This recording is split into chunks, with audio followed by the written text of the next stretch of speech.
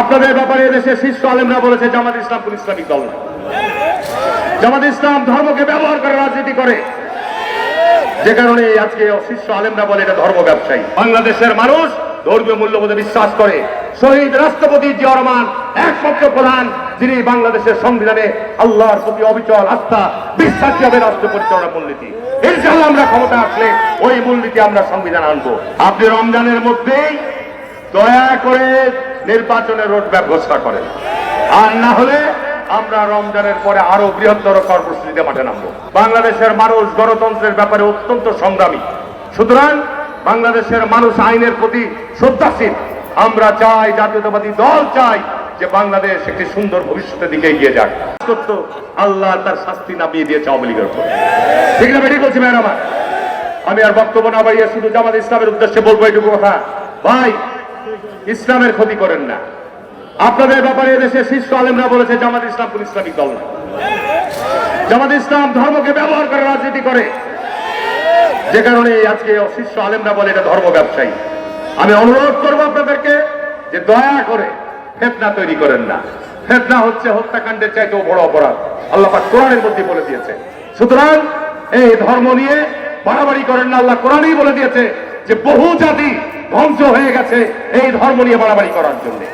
দয়া করে আপনাদেরকে অনুরোধ করবো, ধর্মকে নিয়ে বাড়াবাড়ি করিয়েন না। ধর্মকে নিয়ে এভাবে আপনারা রাজনীতির অঙ্গনে খেলা করিয়েন না, দয়া করে খেলা করিয়েন না। বাংলাদেশের মানুষ ধর্মীয় মূল্যবোধে বিশ্বাস করে। শহীদ রাষ্ট্রপতি জিয়া রহমান একমাত্র প্রধান যিনি বাংলাদেশের সংবিধানে আল্লাহর প্রতি অবিচল আস্থা বিশ্বাসী হবে রাষ্ট্র পরিচালনা মূলনীতি। ইনশাআল্লাহ আমরা ক্ষমতা আসলে ওই মূলনীতি আমরা সংবিধান আনবো।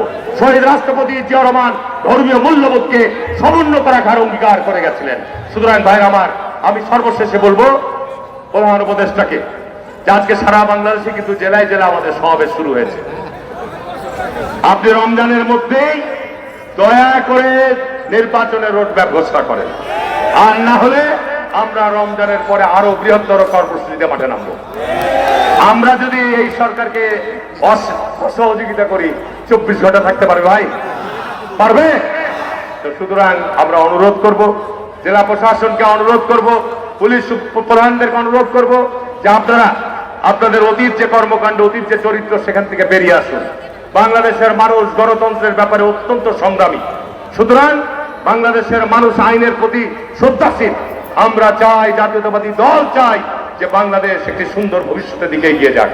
এই জন্য আমরা সহযোগিতা করব আপনাদেরকে। আপনারা যারা সরকারে আছেন, সরকারকে উপলব্ধি করান যে ভিন্ন পথ খুঁজিয়েন না। ভিন্ন পথ যদি খুঁজতে যান, বাংলাদেশ আবার আগুন জ্বলে উঠবে। পালাতে বাধ্য হবেন, যেভাবে পালিয়েছে স্বৈরাচার, পালাতে বাধ্য হবেন।